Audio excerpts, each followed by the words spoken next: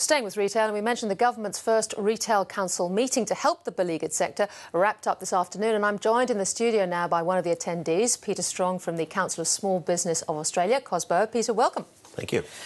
Well, we've still got the Australian dollar up at, I think, about $1.03 US cents. So life is not brilliant for retailers. Was there any joy to come out of this meeting?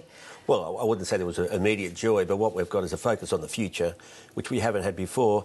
And the really nice thing is the small part of town is now talking to the big part. And that's been a long time coming, because normally they won't talk to us. Well, if they do, they don't show a lot of respect. Even though there are clear differences, aren't there? Well, we're people and they're companies.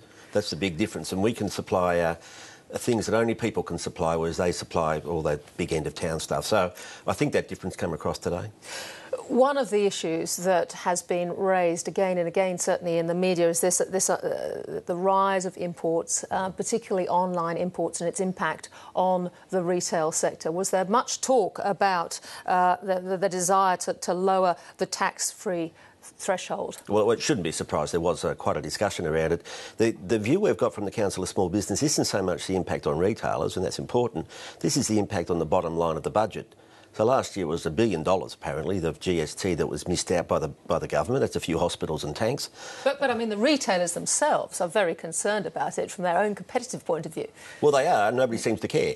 Because you have the consumer group saying, well, it's good for the consumer, and you have other people saying, well, that's just competition and that's the way the world works. And we're saying, well, it might be the way the world works, but it's impacting on our bottom line. It's making it harder for the retailer and bookshops in particular, along with music and sporting goods and those sorts of things. One of the things the Productivity Commission brought up is the whole idea of the international parcel processing system, and that it becomes very inefficient to start charging tax, GST, that sort of thing, on low-value imports from under $1,000. Has that processing system improved at all to the extent that you might be able to do that more efficiently? Well, technology is moving so quickly. That's one of the joys of the world in which we live, that it is increasing. But we've always said that the credit card companies can collect it.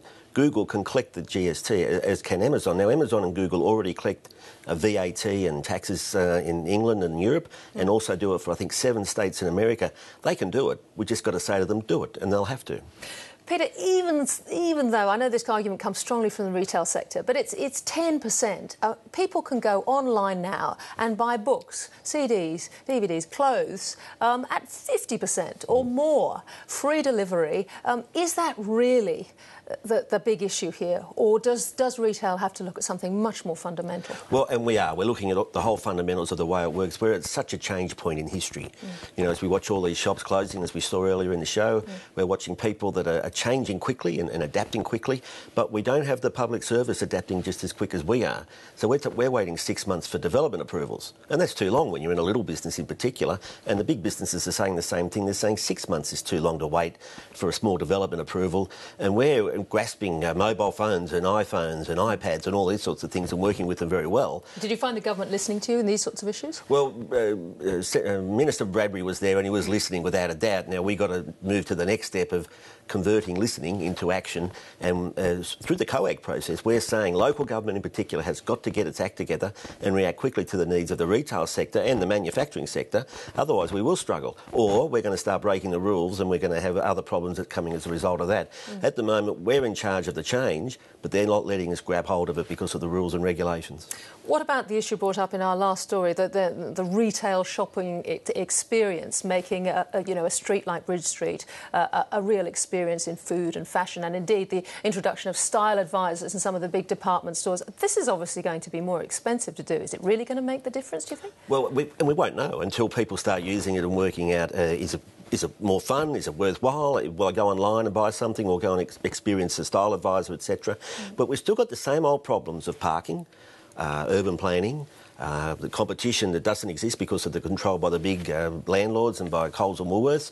There's still issues for us because the little fellas out there in Bridge Street and on Lygon Street and up in Newtown, etc., they're the ones that can innovate quickly, but we've got to make sure the customers can get to them. If they can get to them, they'll do it. How much do you know about the research side of retail? Yeah.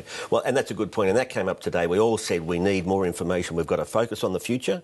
We've got to make sure the internet stays fair. We've got to make sure that people have access to the internet. And we've got to make sure we've got to discover who's buying what from overseas and why they're doing it. Now, if it's 50% price differential, that's fine. We can work with that. But are there other reasons that they're doing it? Is because it's lack of access to the little shops they like. And I'm hearing that the people are sick and tired of going to the big shopping malls. They're pretty boring and predictable, and they want to go to the little shops which they can't get to. Now, we need shopping malls and we need the little shops. So if we make experience of shopping in Australia interesting, people will come back. I'm sure the Shopping Centre Council put their views over too today. Anyway, Peter Strong, thank you so much for joining us. Thank you.